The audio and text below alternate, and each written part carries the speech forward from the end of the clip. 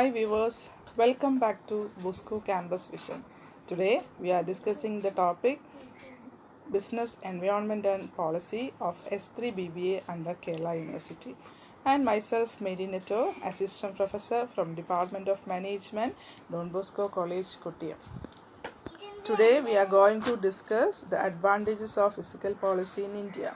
So before going for the advantage, we must know the fiscal policy. What is fiscal policy? That is, we already discussed in the last series.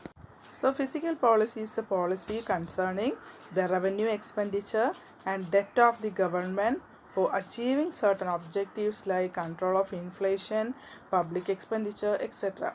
This we are already discussed the last series. That is, the fiscal policy is a policy concerning the revenue expenditure and the debt of the government for achieving certain objectives like control of inflation and public expenditure, etc. So let's see what are the advantages of fiscal policy in India. So these are the various advantages of fiscal policy of India. That is capital formation, resource mobilization, incentives to private sector, encourage savings, poverty alleviation and employment generation, reduction in inequality of income and wealth, and export promotion. So the first is capital formation. That is, fiscal policy has played a very important role in raising the rate of capital formation in a country, that whether private or a public sector. So the major part of budgetary resources has been invested in public sector enterprises, so which has resulted in increase of gross domestic capital formation. So in case of capital formation, we can say that both, that is private sector as well as government sector, raise a rate of capital formation, and it may help in our country. So the major part of budgetary resources are invested in public sector enterprises. അപ്പോൾ ഇവിടെ capital formation, ഇപ്പം ഒരു physical policy എന്താണെന്ന് നമ്മൾ പറഞ്ഞു already. അപ്പോൾ ആ physical പോളിസിയുടെ അഡ്വാൻറ്റേജസ് ആണ് നമ്മൾ പറയുന്നത്. ഫസ്റ്റ് എന്ന് പറഞ്ഞാൽ എന്താണ്, ഒരു ക്യാപിറ്റൽ ഫോർമേഷൻ. അപ്പം both private and public sectors ഇല്ലേ, അപ്പം നമ്മുടെ രാജ്യത്തെ പ്രൈവറ്റ് സെക്ടേഴ്സ് അല്ലെങ്കിൽ പ്രൈവറ്റ് ഇൻഡസ്ട്രീസും പബ്ലിക് ഇൻഡസ്ട്രീസും എല്ലാം ഒരുപോലെ എന്ത് ചെയ്യണം, ക്യാപിറ്റൽ ഫോം ചെയ്തിരിക്കണം. പക്ഷെ major part of budgetary resources ഇല്ലേ, അപ്പം നമ്മുടെ രാജ്യത്തിൻ്റെ മേജർ പോർഷനും ആർക്ക് വേണ്ടിയുള്ളതാണ്, ഒരു പബ്ലിക് സെക്ടർ എൻ്റർപ്രൈസിന് വേണ്ടിയാണ് ആര് ഇൻവെസ്റ്റ് ചെയ്യുന്നത്, ഗവൺമെൻറ് ഇൻവെസ്റ്റ് ചെയ്യുന്നത്. So it resulted in the increase in gross domestic capital formation. So at a percent of GDP from 10% to 22% and so on. So the capital formation means that both it played a very important role in raising the rate of capital formation in our country. That is, both private sector and public sector may raise capital. So the second is resource mobilization. So it has helped to mobilize resources through taxes, savings, public debt, etc. for the economic development of the country. So the resource mobilization means fiscal policy help to mobilize resources through taxes, savings or public debts for the economic development of the country. So resource mobilization, which has 70% in 65-66 years and has increased to 90% in 2001 and 2002. So the resource mobilization ഇല്ല, അപ്പോൾ നമ്മുടെ രാജ്യത്തിൻ്റെ resource, അപ്പോൾ ഒരു physical policy implement ചെയ്താൽ നമ്മുടെ രാജ്യത്തെ റിസോഴ്സിന് maximum mobilise ചെയ്യുക. എങ്ങനെയൊക്കെയാണ്, ടാക്സിലൂടെ, അല്ലെങ്കിൽ നമുക്ക് സേവിങ്സിലൂടെ ആവാം, അല്ലെങ്കിൽ പബ്ലിക് ഡെറ്റ്സിലൂടെ ആവാം. അപ്പോൾ it help the economic development of the country. അപ്പം ഒരു കണക്ക് പറയുകയാണെങ്കിൽ ഇല്ലേ, 1965-66 ആ ഒരു കാലഘട്ടത്തിൽ ഒരു 70% ആയിരുന്നു നമ്മുടെ റിസോഴ്സ് മൊബിലൈസേഷൻ എങ്കിൽ ഒരു 2001-2002 ആ കാലഘട്ടം ആയപ്പോൾ ഇത് 90% ആയിട്ട് മാറിയിട്ടുണ്ട്. So the third is incentives to private sectors. നമ്മൾ ഫസ്റ്റ് ക്യാപിറ്റൽ ഫോർമേഷനിൽ പറഞ്ഞില്ലേ, the major part of budgetary resources has been invested in public sector enterprises. അപ്പോൾ നമ്മുടെ രാജ്യത്തെ ഏറ്റവും കൂടുതൽ അല്ലേ റിസോഴ്സസ് നമ്മൾ ഇൻവെസ്റ്റ് ചെയ്യുന്ന ആർക്ക് വേണ്ടിയിട്ടാണ്, public sector enterprise. So here the incentives to private sector, that is they have been encouraged under fiscal policy for investment and production in the private sector. And tax concession, cash subsidy or exemptions in taxes has been given as an incentive to public sector's unit and they can set up in the industries in backward area, and they can organize an export oriented units. So similarly, subsidies and tax concession has also been given to encourage imports, and as a result they great affected in exports and imports of the country. So here the incentives are for public sectors. So the public sectors can be encouraged by giving them tax concession, cash subsidy, or exemption in taxes. So they can set up a private sector industry, or they can set up the industry in backward areas, or they can set up an export oriented units. അപ്പോൾ ഇവിടെ private സെക്ടേഴ്സിന് incentives കൊടുക്കുന്നതാണ് physical പോളിസിയിലെ അടുത്ത advantage. നമ്മൾ പറയുന്നു public sector എൻ്റർപ്രൈസിന് വേണ്ടിയാണ് government ഒത്തിരി resources mobilise ചെയ്യുന്നത്. അപ്പം ഇവിടെ പ്രൈവറ്റ് സെക്ടേഴ്സിനെ അവർ കണക്കാക്കുന്നു. എന്തൊക്കെ കൺസെഷൻസിന് അവർ കൊടുക്കുന്ന, ടാക്സ് കൺസെഷൻ കൊടുക്കുന്നു, അല്ലെങ്കിൽ ക്യാഷ് സബ്സിഡി, അല്ലെങ്കിൽ ചില ടാക്സിൽ നിന്ന് അവർ എക്സെപ്റ്റ് ചെയ്യുന്നു. അപ്പോൾ ഇങ്ങനെയുള്ള ഇൻസെൻറ്റീവ്സ് പ്രൈവറ്റ് സെക്ടർ യൂണിറ്റ്സിന് കൊടുക്കുകയാണെങ്കിൽ അവർക്ക് കൂടുതൽ യൂണിറ്റ്സുകളെ തുടങ്ങാനും അതുപോലെ ബാക്ക്വേർഡ് ഏരിയാസിൽ ചെന്ന് പ്രൈവറ്റ് സെക്ടേഴ്സിനും ബിസിനസ് തുടങ്ങാൻ ഒരു പ്രൊമോഷനും കൂടിയാണ്. അതുപോലെ തന്നെ എന്താണ്, ഒരു എക്സ്പോർട്ട് ഓറിയൻറ്റഡ് യൂണിറ്റ്സുകൾ അവർക്ക് തുടങ്ങാം. So subsidies അല്ലെങ്കിൽ tax concessions also given them and encourage in import, or as a result it is greatly affected export import of the country. അപ്പോൾ ഇങ്ങനെ ടാക്സ് കൺസെക്ഷനും സബ്സിഡീസ് ഒക്കെ കൊടുക്കുമ്പോൾ അത് ശരിക്കും നമ്മുടെ രാജ്യത്തിന് എന്താണ്, ഇമ്പോർട്ട് എക്സ്പോർട്ടിൻ്റെ ഒരു അഫക്റ്റ് ചെയ്യുകയും അല്ലെങ്കിൽ അത് നല്ല രീതിയിൽ മുന്നോട്ട് കൊണ്ടുപോകാനും സഹായിക്കുന്നു. And the next is encourages savings. That is, various incentives have been given to raise the rate of savings in household or corporate sector. To encourage savings in household sector, we can provide concessions and tax benefits have been in the fixed deposit, life insurance scheme, or Kisan Vikas Patras, that is VKPS, or National Savings Certificate, Provident Fund, etc. So savings has also be encouraged in the corporate sector by offering them tax concession or tax exemptions. So here encourage savings means that various incentives has been given to raise the rate of savings in household and corporate sector. To encourage savings in household sector, various concessions or tax benefits has been given for the fixed deposit.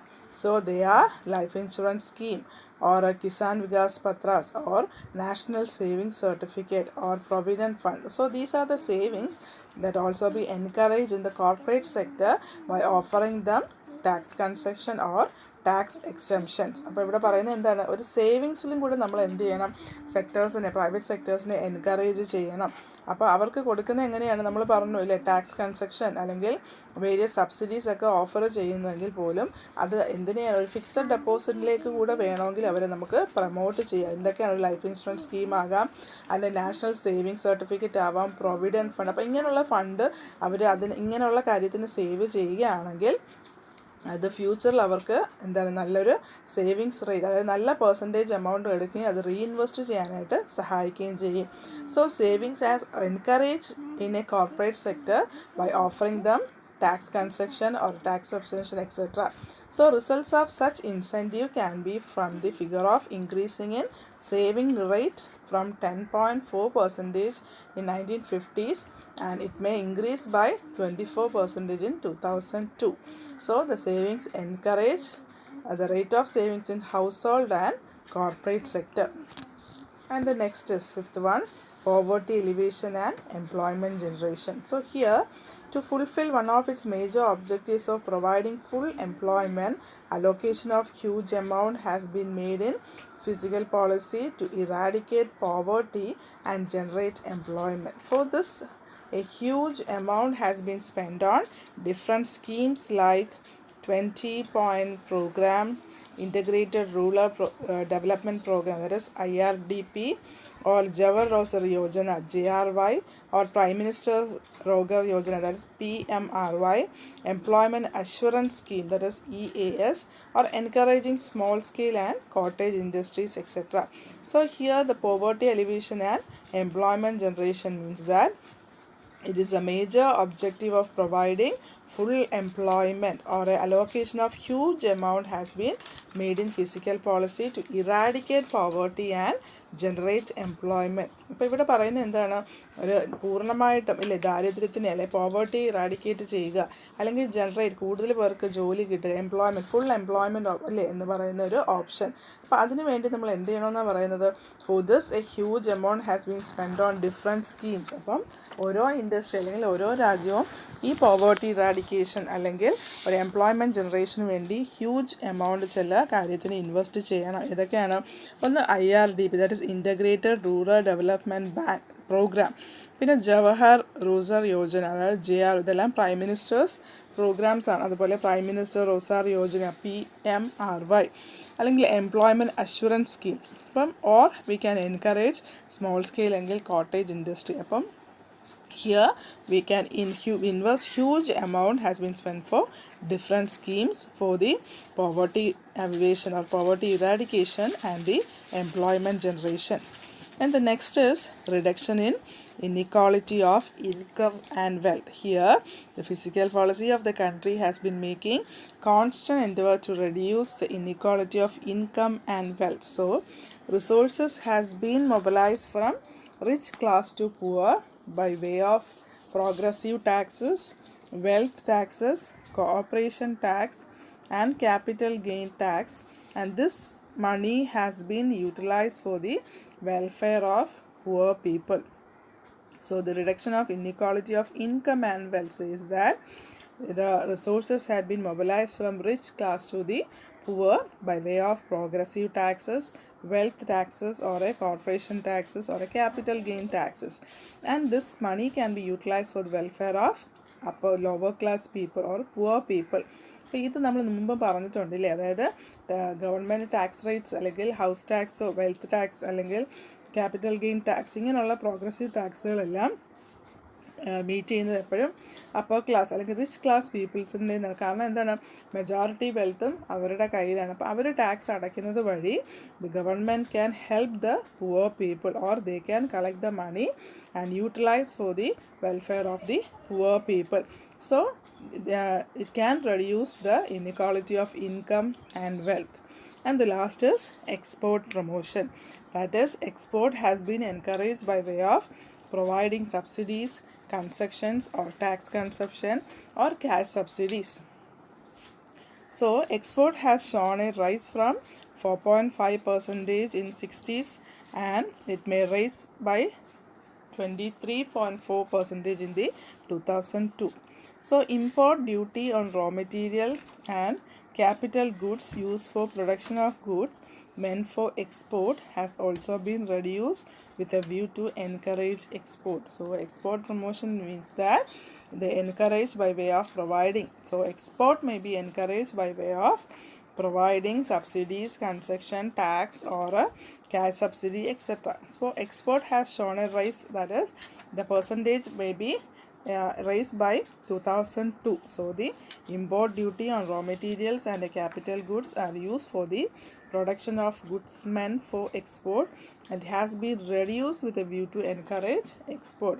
നമ്മൾ പറഞ്ഞ എന്താണ്, export promotion, അതായത് നമ്മുടെ രാജ്യത്ത് കൂടുതൽ export പ്രൊമോഷന് വേണ്ടി നമ്മൾ അവസരങ്ങൾ ഒരുക്കുക. അപ്പോൾ അതിന് വേണ്ടിയിട്ട് എന്ത് ചെയ്യണമെന്ന് പറയുന്ന സബ്സിഡീസ്, കൺസെഷൻ, ടാക്സ് എക്സംഷൻസ് അല്ലെങ്കിൽ ക്യാഷ് സബ്സിഡീസ് ഒക്കെ കൊടുക്കുക.